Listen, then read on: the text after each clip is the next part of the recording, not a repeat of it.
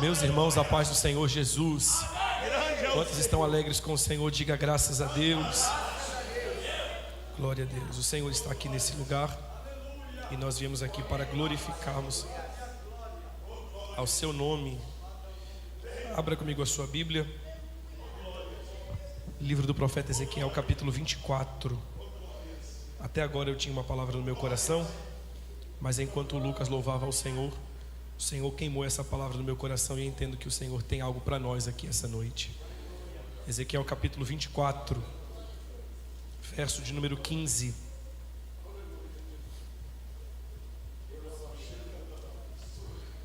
Glória a Jesus. Ezequiel capítulo 24, verso de número 15. Você encontrou? Diga amém. Diz assim: também a palavra do Senhor veio a mim dizendo: Filho do homem, eis que eu tomo de ti o desejo dos teus olhos com um golpe. Mesmo assim não lamentarás, nem chorarás, nem as tuas lágrimas escorrerão. Deixa de chorar e não faça luto pelos mortos.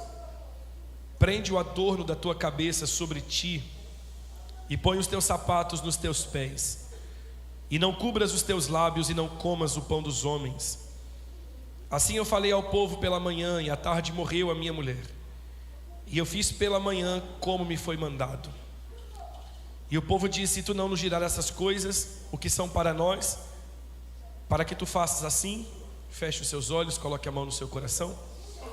Senhor, nós queremos te agradecer por essa palavra. Obrigado, Jesus, porque o Senhor já tem falado conosco durante todo esse culto. O Senhor não se atrasa. Estamos aqui, Senhor, para glorificarmos ao teu nome. Nós te pedimos, continua falando conosco, continua ministrando aos nossos corações, que possamos continuar te sentindo aqui. Não aquilo que queremos, mas aquilo que precisamos. Não aquilo que planejamos, mas aquilo que o Senhor tem para falar com a tua igreja. É aquilo que nós queremos receber de ti, em nome de Jesus. Amém. Glória a Jesus. Aleluia, Senhor. Glorificado seja o seu nome. Queridos, independente do gênio, independente do nosso comportamento, de alguma forma todos nós temos o desejo de mantermos o controle das situações.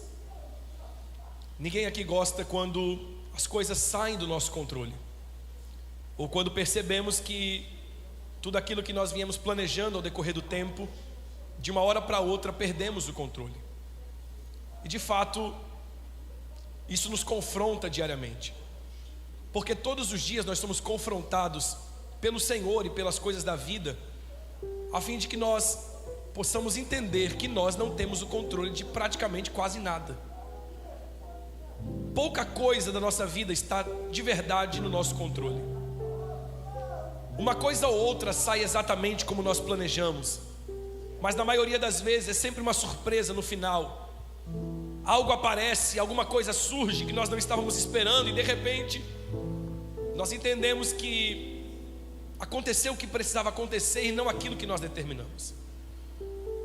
Se tem uma coisa que nos confronta todos os dias a respeito do nosso controle, é o fator tempo. Você me ouve? Diga amém. Amém. Isso. Que o tempo está aí para mostrar que nós não mandamos em nada. No dia da nossa guerra, da nossa adversidade, no dia da dor, no dia do luto, se a gente pudesse, a gente aceleraria o tempo. Há um texto na Bíblia que diz que o choro pode durar uma noite, mas talvez existam pessoas me ouvindo aqui que estão vivendo essa madrugada de dor há pelo menos 10, 15 anos e parece que nunca amanhece. Na hora da nossa aflição, da nossa angústia, se a gente pudesse, a gente aceleraria o tempo, para que a dor passasse, para que o luto fosse entendido, para que a saudade diminuísse, para que a gente entendesse o que de fato Deus tem naquela situação. E o contrário também é uma verdade. Quando as coisas estão acontecendo do jeito que a gente quer, quando as portas se abrem, quando as promessas se cumprem, quando tudo está bem, se a gente pudesse, a gente atrasaria o tempo, tornaria o tempo mais devagar, desacelerava o seu compasso. Quantas vezes à beira de uma mesa, sentindo Deus, ouvindo testemunhos, quando de repente já é madrugada e a gente diz: o tempo passou e a gente não viu. E a gente não entende que naquele mesmo dia, naquele mesmo período, tem alguém que está dentro de um quarto, trancado, chorando, olhando para o mesmo relógio, dizendo: parece que a hora não passa. Porque independente da nossa condição, do nosso recurso, ou do que estejamos fazendo, o tempo passa da mesma forma. 1, 2, 3, para todo mundo. A impressão do tempo tem muito mais a ver com o nosso psicológico, com a nossa impressão, com o que está acontecendo na nossa vida. E por que eu digo isso? Porque nós não estamos prontos para as oscilações e para as surpresas que o tempo tem reservado para nós. Deus, através do tempo, nos confronta, mostrando que Ele é quem de fato domina as coisas. Um dia um homem orou e Deus fez o tempo voltar atrás e acrescentou a ele 15 anos de vida. Salomão disse que é um tempo determinado para todas as coisas, mas essa realidade onde o tempo cronometra tudo é debaixo do céu, porque acima do céu tem um Deus que é Ele quem controla o tempo, e não é Ele que sofre de ansiedade. Eu digo isso porque o tempo nos mostra que as coisas não precisam de 10 anos para mudar. Já parou para pensar como é que vai estar a sua vida daqui a 10 anos? Queria que você entrasse comigo nessa palavra. Quantas vezes nós deitamos a cabeça no travesseiro e perguntamos: como é que vai estar as coisas daqui a 10 anos? Será que ainda vou ser um pregador bem quisto aqui? Ou será que eu vou cometer um deslize assim como outro? Que hoje quem é amado, amanhã pode ser odiado. Será que amanhã nós estaremos aqui? Ou será que muitos de nós já não terão sido sepultados? Será que a casa que você mora, a condição que você mantém há tanto tempo, será que daqui a 10 anos isso vai ser uma realidade? E a gente começa a perguntar: meus pais estarão vivos? E aí vai dando agonia, porque a gente está se preparando para um futuro que a gente não sabe o que nos espera. Mas eu preciso te contar uma verdade: a vida nunca precisou de 10 anos para mudar. Pergunta para um filho que saiu de casa, se despediu dos pais, quando chegou no trabalho recebeu um telefonema dizendo: volta ou vai para o hospital. Chegou lá, ele já era órfão. Em segundos, minutos é o suficiente. Pergunta para alguém que dirigia um carro e de repente, numa distração, num cochilo, o carro capotou, alguém dentro do carro morreu. Pergunta se precisou de 10 anos. É um momento sequer, uma fração de segundos. E por que eu digo isso? Porque Ezequiel acordou quase sacerdote e foi dormir escravo na Babilônia. É essa queda brusca que a gente não está pronto para viver. Como é que pode? Eu acordo tendo tudo e vou dormir tendo nada. Acordo em liberdade e vou dormir aprisionado. Acordo no melhor lugar do mundo e vou dormir no único lugar que eu não queria estar, na beira do rio Quebar, acorrentado no terreno dos meus maiores inimigos. Glória. A verdade é que o conforto de um Ezequiel, vivendo exatamente o sonho da sua família, a projeção do seu pai: eu sou um sacerdote, meu filho nasceu, é menino, vai me substituir, vai continuar o legado. Só que não era o que Deus tinha para ele. E aí Deus vem por um caminho que ninguém imagina que ele venha. Qual? O confronto, a frustração. E eu só vim aqui hoje pregar um Deus que faz as coisas darem errado. Como? Babilônia entra em Jerusalém, quebrando, arrebentando, destruindo e levando o povo cativo. E esse Ezequiel, que era quase um sacerdote, estudou a vida inteira, renunciou a vida inteira, abriu mão de momentos a vida inteira, tudo para chegar no sonho dele, que não era pecado, mas não era o que Deus tinha. Parecia um plano perfeito, parecia uma rota perfeita. Sacerdote, pergunta aqui entre nós: quem das crianças, dos adolescentes querem ser pastor hoje? Quase ninguém. Às vezes nem nós que estamos envolvidos aqui, porque nós sabemos das cargas, dos pesos. Mas Ezequiel é um menino que está dizendo: eu quero isso para a minha vida. E Deus diz: mas não é o que eu tenho. E aí o que acontece? Está escravo em Babilônia. O sonho da família vai ser sacerdote. O diabo se aproveita e diz: nessa realidade, o meu plano entra em ação, vai morrer como escravo na Babilônia. Só que Deus é um Deus que ele frustra o sonho da família, mas também derruba o plano do diabo, para dizer: nem sacerdote e nem escravo. Eu criei essa situação para levantar aqui dentro um profeta.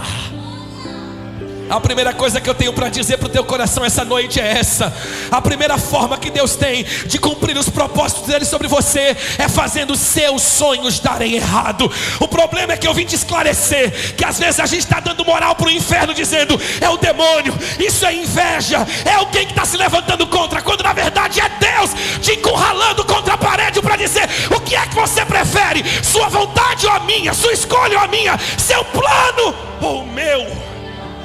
Eu não tenho medo de te fazer chorar hoje. Ainda bem, já pensou, Will, se todos os nossos sonhos tivessem sido realizados, onde é que a gente estaria hoje? Deus se apresentou nesse altar para dizer: fui eu que cancelei o plano, fui eu que cancelei a viagem, fui eu que te coloquei para fora do trabalho. Nunca foi o teu inimigo. Existe um Deus por trás das portas que se fecham. Existe um Deus por trás de relacionamentos que se acabam. Existe um Deus por trás de diagnósticos ruins que chegam. E a gente está perguntando: de onde é que vem? De Deus.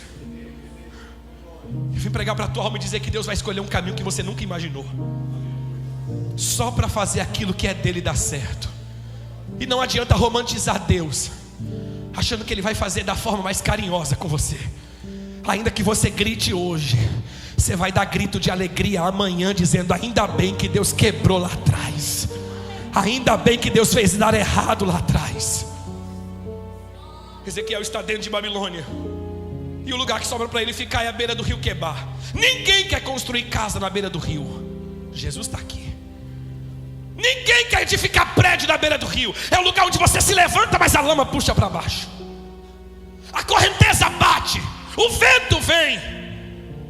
Alguém que vem passando no rio da dor de Ezequiel está dizendo: se alguém que passou antes dele quebrou, ele não é tão santinho para ficar de pé nessa realidade. Todo mundo que passou aqui quebrou. Todo mundo que passou aqui afundou. Todo mundo que passou por aqui desviou. Todo mundo que passou por aqui entregou cargo. Todo mundo que passou por aqui surtou da cabeça, ficou maluco, jogou tudo para cima, largou família, largou ministério e foi embora. Não é possível que Ezequiel seja o único que aguenta a pressão, enquanto os burburinhos estão correndo solto. Agora ele enverga, agora ele se dobra, agora ele cai. Deus brada do alto céu dizendo: filho do homem, põe-te em pé para que eu fale contigo. E aí, oh glória! E aí ele diz: enquanto ele falava, eu me levantava. Enquanto ele falava, eu me levantava. Enquanto ele falava, eu me levantava. Você não precisa de apoio de família, você precisa de uma voz que grita: fica de pé, te levanta, te ergue. A palavra vai fazer o que juiz não faz, o que médico não faz, o que pastor não faz, o que advogado não faz. A lama puxa para baixo, mas a palavra te puxa para cima. A dor te puxa para baixo, mas a palavra te puxa para cima. Ezequiel está de pé no cativeiro, e aí Deus chega para ele dizendo assim: olha, eu vou abrir a tua visão. Glória. Ou coisa boa é quando Deus quer abrir a nossa visão. Nem sempre. Porque quando Deus abre a nossa visão, a gente vai ver até aquilo que a gente não quer. Glória. Pastores, tem gente que prefere ver uma vida às cegas, para viver iludido, do que Deus abrir seus olhos para eles verem o que de fato está acontecendo. Tem pais que me ouvem, que preferem uma criação de filhos às cegas, para não ver os caminhos e as companhias que os filhos estão tomando. Todo mundo sabe, mas os pais preferem colocar escamas nos olhos e dizer: é tudo perfeito. Tem mulheres que preferem um casamento às cegas, do que Deus abrir seu olho para elas verem o que está acontecendo por detrás dos bastidores, por debaixo dos tapetes, por detrás dos panos. Só que Deus está dizendo: eu não tenho medo de te ferir, eu só não quero te perder para a cegueira. Eu vou abrir teus olhos ainda que você não queira. E quando Deus abre os nossos olhos, nada fica. Você pode morrer triste, mas não morre enganado. Glória. Eu digo de novo: você pode morrer triste, mas não morre enganado. Eu vou tirar esse véu dos teus olhos, ainda que você lute dizendo: não quero ver. Eu vim para dizer: não vou respeitar a tua vontade. Eu vou abrir teu olho. Ninguém aqui vai ser enganado, ninguém aqui vai ser confundido, ninguém vai ser passado para trás. Deus está revelando as armadilhas, as emboscadas do inferno. Chora, mas chora de olho aberto. Chora com a verdade, mas não te alegra no engano. Eu vou abrir a tua visão. Eu vou abrir a tua visão. Eu vou abrir a tua visão. Os vínculos que criamos ao decorrer do tempo querem que a gente se mantenha cego. Porque quando Deus abre os nossos olhos, nós saímos da zona de dependência do ombro de alguém para ser guiado. Quando Deus abre os nossos olhos, a gente sai do ombro de alguém e começa a caminhar de fato com a própria direção da voz que me chamou dizendo: fica de pé. Lembra? Eu disse que quando Deus abre a nossa visão, Ele vai nos apresentar coisas que a gente não quer ver. A gente precisa quebrar essa ideia de família perfeita para esconder as guerras e as gritarias que estão acontecendo dentro de casa, só para manter uma boa impressão, só para manter uma frequência de cultos e uma referência falsa. Como eu queria que meu casamento fosse como o deles. Cuidado, você não sabe o que está acontecendo lá dentro. Como eu queria uma estrutura familiar tão perfeita e inabalável como a deles. Cuidado, você não sabe o que essa ética familiar, essa aparência de bondade esconde. Talvez seja a pior casa para estar. Mas criaram um estereótipo de perfeição que é quebrado quando Deus abre o olho de alguém. A cegueira a gente encontra. Igreja perfeita, altar perfeito, amigos perfeitos, louvor perfeito, famílias perfeitas.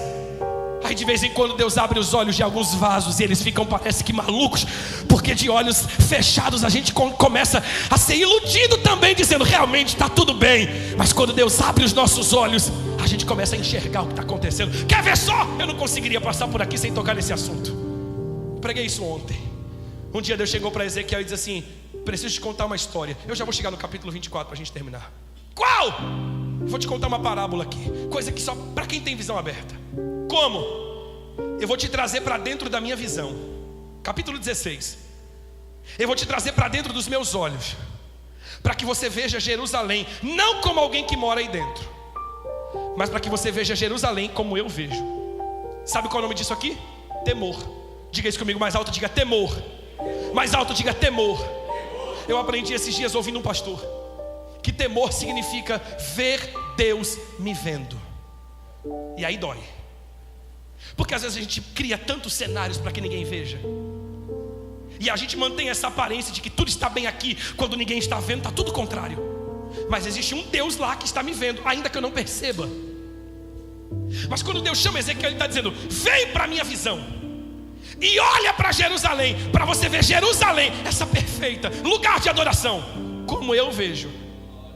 E como é que Ezequiel vê nos olhos de Deus? Uma menina. Que menina é essa? Que nasceu e foi jogada num campo aberto pela sua própria mãe no dia do seu nascimento, desprezada, ensanguentada e revirada na sujeira do próprio sangue do parto. E aí Deus diz: eu passei por essa menina jogada no chão no dia do seu nascimento, e o cordão umbilical ainda estava nela. Só isso aqui para te dar vontade de ler o que eu estou pregando. O que é o cordão umbilical? Não é o que liga o bebê a quem? A mãe. E é extremamente essencial para a vida, porque o que a mãe se alimenta através do cordão alimenta a criança, sim ou não? Então o cordão é algo que prende, amarra o filho à mãe. Só que a mãe já cortou o cordão dela e só deixou o cordão na criança. Às vezes a gente está preso a alguém que já se desprendeu da gente. Às vezes nós estamos romantizando um cordão que um dia nos alimentou, mas se continuar preso a nós, vai nos infeccionar. Pare de romantizar vínculos antigos que já te fizeram bem, mas que hoje estão te trazendo mal. Deus vai te desvincular de gente que já se desvinculou de você, e você está lutando com o cordão, dizendo: gruda de novo, vem de novo, aproxima de novo. Deus diz: eu vou cortar. Glória. Ele diz: depois que eu voltei, tu já estava no tempo de se relacionar, na fase dos teus amores. E eu me jurei um pacto eterno contigo, uma aliança matrimonial. É como se Deus estivesse dizendo: eu quis casar com você, eu quis me comprometer com você. Eu te vesti com uma roupa bordada. Roupa bordada não é improviso. A gente borda a roupa que já está no tamanho certo. Ele diz: eu passei esse tempo longe, mas eu sei o quanto você cresceu e eu sei a tua medida. Pare de acreditar na voz do diabo que você é um substituto de alguém que não deu certo. Glória. Pare de aceitar a ideia do inferno, que você é apenas um quebra-galho aqui dentro. A roupa que Deus te deu foi bordada, estava no teu tamanho, tinha a tua cor, tinha teu nome, não cabia em mais ninguém. Você nunca foi segunda opção, você nunca foi representante, você nunca foi substituto. Deus já tinha algo único e específico com você. A roupa era bordada. Eu te cobri com roupa de linho, te cobri com pano de seda, calcei teus pés com pele de texugo. E ele está dizendo tudo que deixou. E aí eu te pergunto: cadê a mãe que deixou ela para ser abandonada anos atrás num campo aberto? Se vê hoje, seria irreconhecível. Mas eu tenho uma palavra para alguém que foi covardemente abandonado. Alguém que te largou no pior momento para te deixar para morrer, vai te tornar irreconhecível. Eles acharam que nos encontrariam no IML, no corredor do hospital, no cemitério, sendo enterrado como uma criança que não suportou o abandono e morreu. Mas eles não esperavam que Deus passaria no lugar da tua derrota para te dar dignidade, para restaurar a tua imagem, para restaurar a tua moral. Deus passou no pior momento da tua vida. E Ele disse: eu te vi enquanto tu se revolvia no teu próprio sangue. Eu disse: vive. As situações diziam: morre, mas eu dizia: vive. A guerra dizia: morre, mas eu dizia: vive. A situação dizia: se mata, mas eu gritava: vive. A dívida dizia: foge, mas eu disse: vive. Vive. Vive. Vive. Vive. E milagrosamente a menina viveu. Depois que ele se casou e tornou ela digna, as nações diziam dessa menina, que era Jerusalém: que perfeição é essa? Que mulher é essa? Eu já caminho para o final. Só que ele disse: não se iluda, porque tu até é bonita, mas a perfeição aconteceu quando eu coloquei a minha beleza em você. Tem gente que sai dos trilhos um dia, você olha no olho dele e parece que o semblante ficou caído, feio, estranho. E isso não é impressão, isso é quando Deus tira a beleza da perfeição dele do nosso rosto, fica pesado. A gente não consegue olhar nem no olho. É quando a beleza dele sai de nós. Aí ele diz: sabe qual foi o seu maior problema, Jerusalém? É que você esperou ficar perfeita como eu te deixei, digna como eu te deixei, e você pegou o que eu te dei para se prostituir com quem eu nunca quis que você se envolvesse. O pior nível que nós podemos chegar é quando a gente vem aqui contar testemunho dizendo: Deus me abriu uma porta, e pegar o salário de um Deus que me deu essa porta e ir para lugares que Ele nunca quis que eu fosse.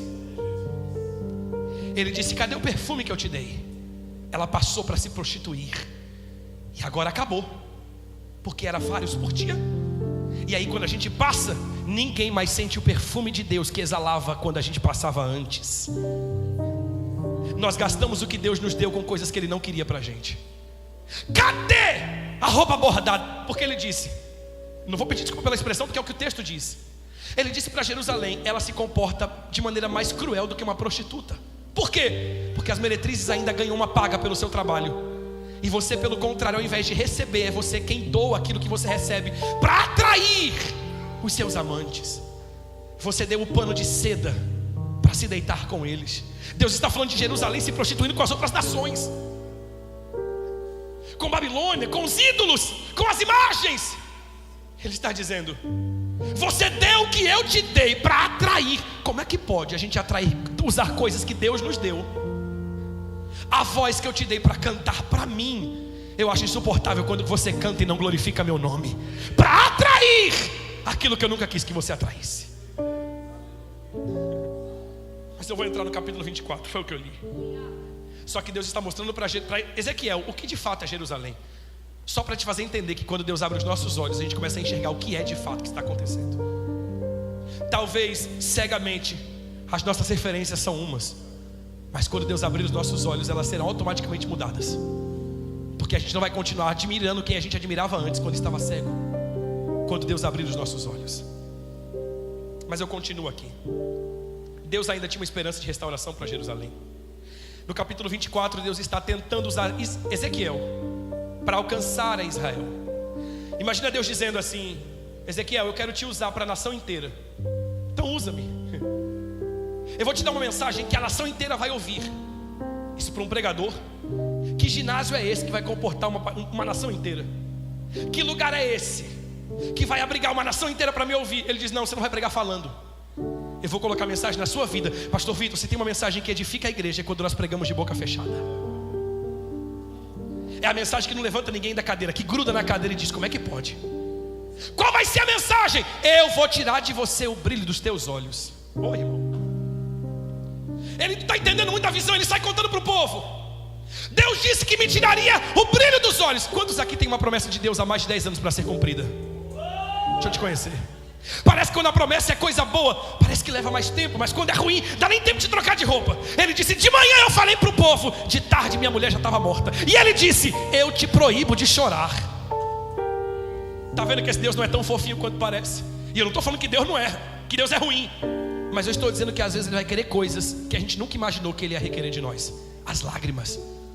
Sabe quando a mãe nos batia e dizia: não chora, engole o choro? É o que Deus está dizendo para Ezequiel. Não chore, não faça luto pelos mortos. Ata o teu turbante, calça as tuas sandálias e vai para o velório. Todas as vezes que Deus dá ordem para alguém, depois vem alguma coisa extraordinária. Santificai-vos hoje, porque amanhã vai ter maravilha. Toca nas águas, o mar vai abrir. Se Deus deu mais de 5 ordens para Ezequiel, no mínimo, essa mulher no meio do culto fúnebre tem que levantar do caixão e ressuscitar. Ezequiel está dizendo: Deus, o Senhor está vendo que eu não chorei? Que horas que ela vai levantar? O Senhor está vendo que não tem uma lágrima no meu olho? Que horas que ela vai levantar? O Senhor está vendo que eu não tirei o turbante? Eu prendi? Que horas que ela vai levantar? O Senhor está vendo que eu calcei as sandálias? Que horas que ela vai levantar? E a mulher não levanta. E cadê o milagre aqui? Eu dei essa volta toda só para te dizer que milagre não é o que você quer que Deus faça. Milagre é o que Deus quer fazer. E qual é o milagre aqui? A mulher ressuscitar? Não, porque ela nunca ressuscitou, ela foi sepultada. Qual é o milagre aqui? É Ezequiel continuar vivo e sendo profeta, mesmo com a mulher morta. Eu vim dizer que nós somos ingratos, que a gente está aqui clamando para que Deus faça milagres fora, quando o maior milagre está aqui. Porque aguentando o que você aguentou, vivendo o que você viveu, e você ainda não ser um louco traumatizado à base de remédio, você não pode dizer que só foi a terapia. Se não fosse Deus, você não estaria aqui. O salmista disse: não é a espada, nunca foi o escudo, se não fora o Senhor que estivesse ao nosso lado, quando os nossos inimigos vieram contra nós, eles então teriam nos engolido vivos. Mas bendito seja Deus, Ele não nos deu por presa aos seus dentes. A nossa alma escapou como um pássaro do laço do passarinheiro. E quer saber? O laço se quebrou e nós escapamos. Se não é Deus, onde é que seu casamento estaria hoje? Se não é Deus, onde é que teus filhos estariam hoje? Se não é Deus, onde é que você estaria com a dor que você sente, com o diagnóstico que você recebeu, com o luto que você viveu? Alguém disse: se meu pai morrer eu não aguento. Morreu e olha você aqui. Se minha mãe morrer eu não existo. Morreu, olha você aqui. Eu estive do teu lado dizendo: vive, vive, vive. Você pode perder mãe, você aguenta se perder teu pai. Eu sei que esse filho que você ama, você aguenta se você perder. Mas existe uma perda que é irreparável. Se tu perder teu filho, tu vive. Eric, nunca vai ser como antes. Claro que não vai ser, mas aguenta. Tu só não pode perder esse Deus que te sustenta quando tu perder tudo isso. A mulher não ressuscita e eu termino aqui dizendo que profetas não podem ser egoístas. O tempo passa, e quando o tempo passa, Deus pega um profeta que é viúvo. Olha aqui no meu olho. Deus pega um profeta que perdeu a própria mulher. E sabe o que dói? É que Deus não usou o profetão para ressuscitar a própria esposa, mas agora Deus coloca ele no meio de um vale de ossos secos. Parece que Deus quer implicar com a gente, não é? Como é que pode o Deus que não me usou para ressuscitar minha esposa pega o meu espírito, coloca no meio de um vale e pergunta: poderão reviver esses ossos? Como é que é Deus? Cemitério é meu ponto fraco, caveira é o ponto que dói em mim, porque eu me lembro de uma expectativa que eu criei e não aconteceu. Glória. Eu preguei minha mulher no eu preguei e na minha casa o Senhor não fez. Eu profetizei e na minha vida pessoal o Senhor não resolveu. Eu cantei e dentro de casa tudo piorou. À medida que eu fazia para o Senhor, as coisas ruins iam acontecendo dentro da minha casa.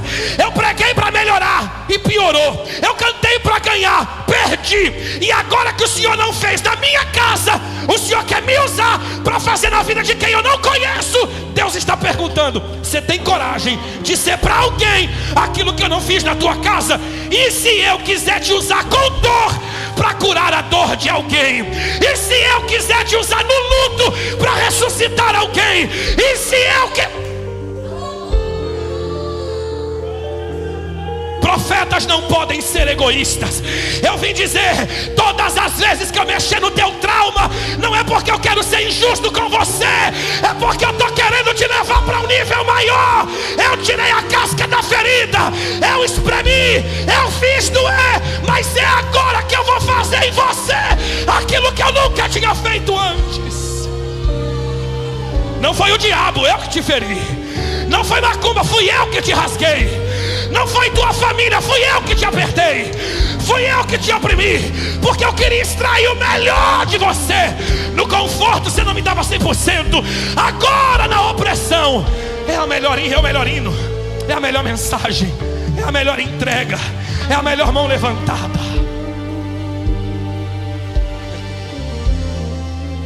Eu tenho uma pergunta para te fazer. Até quando Deus vai ter que ficar nos sustentando à base de milagres para poder nos usar? E aí eu termino com o que Deus falou conosco através do louvor enquanto o Lucas cantava. E se Ele não quiser seguir o plano da tua cartilha? E se Ele não quiser seguir à risca as metas que você traçou para esse ano? E se Ele quiser te frustrar o ano inteiro? E se Ele quiser fechar todas as portas? E se Ele quiser levar quem a gente ama? E se Ele quiser trancar as portas? Eu não estou profetizando maldição para seu ninguém, mas eu estou dizendo que se Ele quiser, Ele pode. Eu só quero te perguntar, qual vai ser tua reação?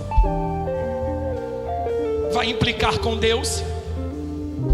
Ou vai ter coragem de dizer: usa meu sangramento para curar alguém? Eu não vou fazer pirraça.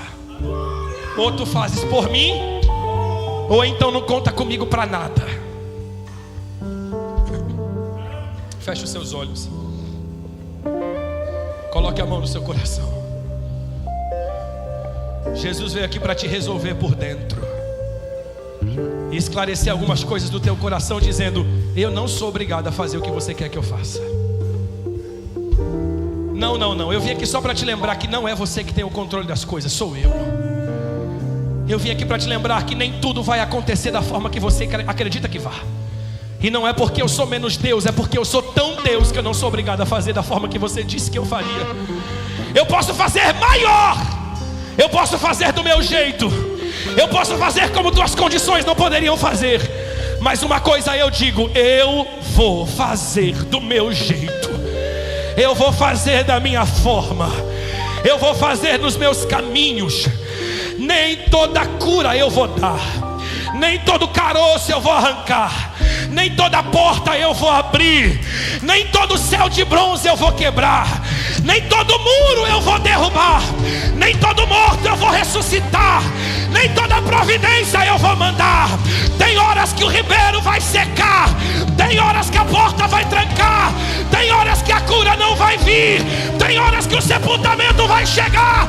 Mas eu vim dizer para essa igreja: eu não caí do trono, eu não me desequilibrei na tua história, eu não perdi o controle. Só Deus, só Deus, só Deus, só Deus. Eu estou pregando aqui e eu estou vendo um nome escrito: soberano, soberano, soberano, soberano. Tua tristeza não me tira do meu controle. Você está... Eu vou contrariar você, tua expectativa, teu sonho, teu plano, tua vontade. Mas a minha vontade é boa, perfeita e agradável. Oh! Cura, cura. Cura, cura, cura, cura, cura, cura, cura, cura, cura. Cura, cura, cura, cura, cura, cura. Cura, cura, cura, cura, cura, cura, cura, cura. Eu vou curar tuas emoções. Eu vou curar teu sentimento. Eu vou curar teu psicológico. Revaste de orimia. Recebe essa dose de remédio. Vem de mim. Vou fazer o que eu quero, mas eu não perdi.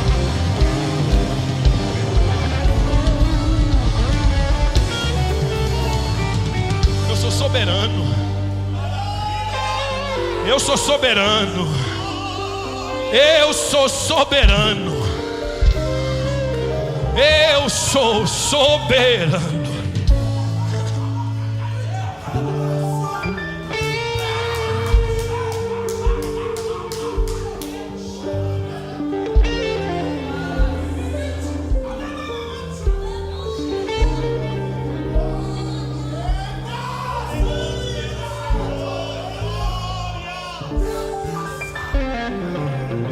Eu vou onde teu pai não vai.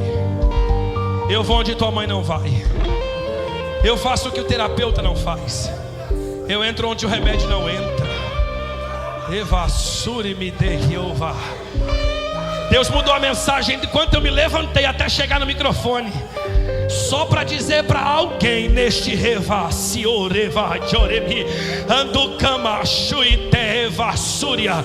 Eu vou fazer aquilo que ninguém poderia fazer, mas eu vou curar a tua mente. Tem alguém que está me ouvindo que estava a ponto de surtar, um desequilíbrio absurdo. Qualquer gota te transborda, qualquer confronto te estoura. Mas eu vim como varão, como varão, como varão, como varão. Chorimi cantu viterimi anchou vitere para canto revidara saio. Barulho de línguas estranhas aqui nesse lugar. Há um renovo de Deus passando nesse lugar.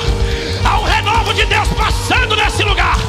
Há um renovo de Deus passando nesse lugar. Você que não falava em línguas, fala agora. Te movimenta nos mistérios de Deus. Só quem foi curado nunca foi demônio. Era eu frustrando os teus sonhos, te fazendo chorar.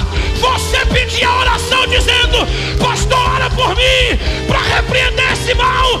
Não era mal, era o bem. Eu te feri, mas eu vou te levantar.